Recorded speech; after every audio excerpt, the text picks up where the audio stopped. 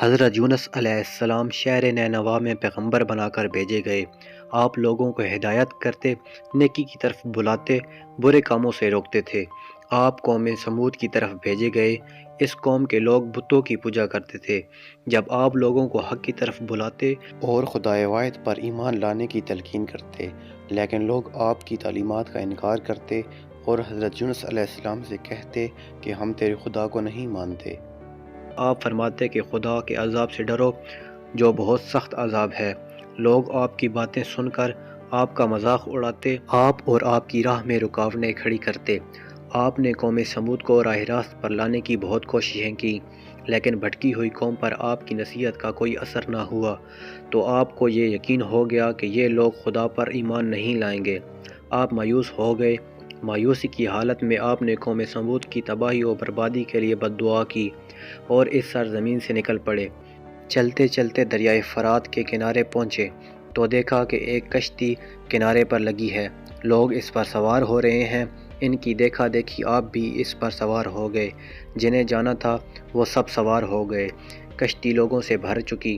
اس کے بعد کشتی اپنی منزل کی طرف روانہ ہوئی۔ سمندر پر سکون تھا، آسمان بھی صاف تھا، مسافر اطمینان سے بیٹھے ہوئے تھے۔ جب کشتی بیچ سمندر میں پہنچی تو دیکھا کہ آسمان پر سیاہ بادل اٹھ رہے ہیں، ہوائیں چلنے لگیں۔ ہوا اچانک طوفان کی شکل اختیار کر گئی۔ سمندر میں کشتی ڈگمگانے لگی۔ سمندر کی لہریں اوپر اور نیچے ہونے لگ گئیں۔ بارش بھی شروع ہو گئی۔ طوفان کے جھٹکوں اور پانی کے تھپڑوں سے کشتی کے ڈوبنے کا اندیشہ پیدا ہو گیا۔ کشتی میں بیٹھے ہوئے مسافروں میں سے ایک نے کہا، معلوم ہوتا ہے کہ کشتی میں کوئی ایسا شخص بھی سوار ہے جس سے کوئی بڑی غلطی سرزد ہو گئی ہے۔ جب تک ایسے شخص کو کشتی سے نہ نکالا جائے، کشتی کا صحیح سلامت رہنا محال ہے۔ وہ شخص کون ہے یہ بتانا مشکل ہے جب تک وہ خود پیش نہ کرے۔ اس پر حضرت یونس علیہ السلام کھڑے ہو گئے اور کہا کہ میں ہی ہوں جس سے بڑی غلطی سرزد ہو گئی ہے، مجھے کشتی سے نکال دیں تو آئی ہوئی مصیبت ٹل سکتی ہے۔ تمام مسافر حضرت یونس علیہ السلام کا منہ تک رہے تھے، جس نے خود ہی سب کے سامنے اپنی غلطی کا اظہار کیا۔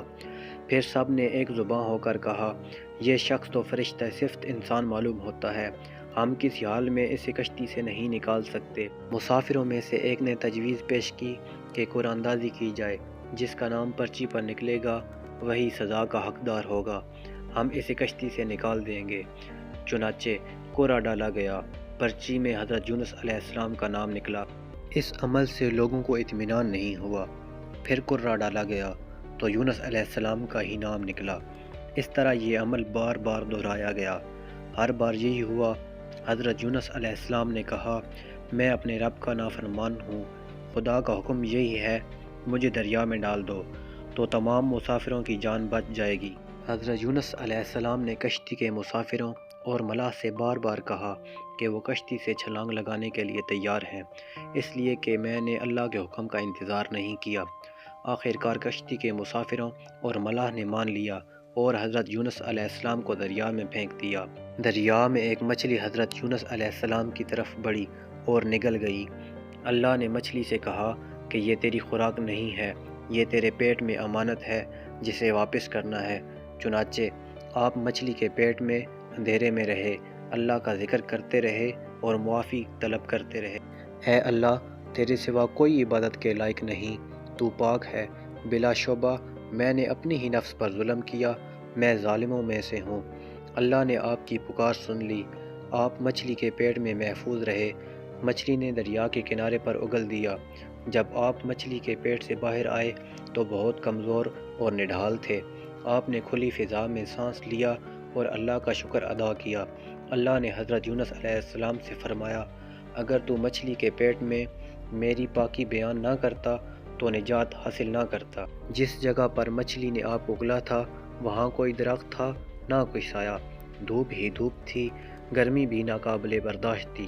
اللہ کے حکم سے وہاں ایک بیلدار پودا اگ آیا، پودے کی بیل سے سایہ آ گیا۔ آپ سائے تلے بیٹھ گئے اور اللہ کا ذکر کرنے لگے۔ کہا جاتا ہے کہ آپ کے پاس ایک ہرنی آتی تھی اور اپنا دودھ پلاتی تھی۔ اللہ فرماتا ہے، ہم نے بغیر گھاس کے زمین پر ڈال دیا اور بیمار تھا، اور ہم نے بیلدار درخت لگایا اور ہم نے اس کو 1,00,000 آدمی کی طرف بھیجا، بلکہ اس سے بھی زیادہ۔ پھر وہ لوگ ان پر ایمان لائے۔ ملک نینوا چھوڑنے کے بعد آپ کی قوم آپ کو بہت یاد کرنے لگی۔ آپ کے نکل جانے کے بعد پچھتانے لگی۔ لوگوں نے محسوس کیا کہ آپ نبی تھے اور ہدایت کے راستے پر تھے۔ لوگوں نے اللہ سے معافی طلب کی اور وہ حضرت یونس علیہ السلام کی آمد کا انتظار کرنے لگے۔ لوگوں نے اقرار کیا کہ ہم اللہ پر ایمان لائے اور اس بات پر بھی کہ یونس علیہ السلام اللہ کے بھیجے ہوئے نبی ہیں، اور یونس علیہ السلام کی تصدیق کرتے ہیں۔ اور قوم کے لوگ ایک دوسرے سے کہنے لگے کہ اگر یونس علیہ السلام ہمارے درمیان آ جائیں تو ہم سب ان کی تعظیم کرنے لگیں گے اور ان کے حکم پر عمل کریں گے۔ اللہ نے حضرت یونس علیہ السلام کو حکم دیا کہ وہ قوم کی طرف جائیں اور اللہ کا پیغام سنائیں اور انہیں برائی سے روکیں، نیکی کی طرف بلائیں، لوگوں کو آپس میں ایک دوسرے سے اچھا سلوک کرنے کی تلقین کریں۔ چنانچہ اللہ کے حکم پر جب آپ اپنی قوم کی طرف لوٹ آئے تو قوم نے خوشی کا اظہار کیا۔ آپ علیہ السلام کی آمد پر اللہ کا شکر ادا کیا۔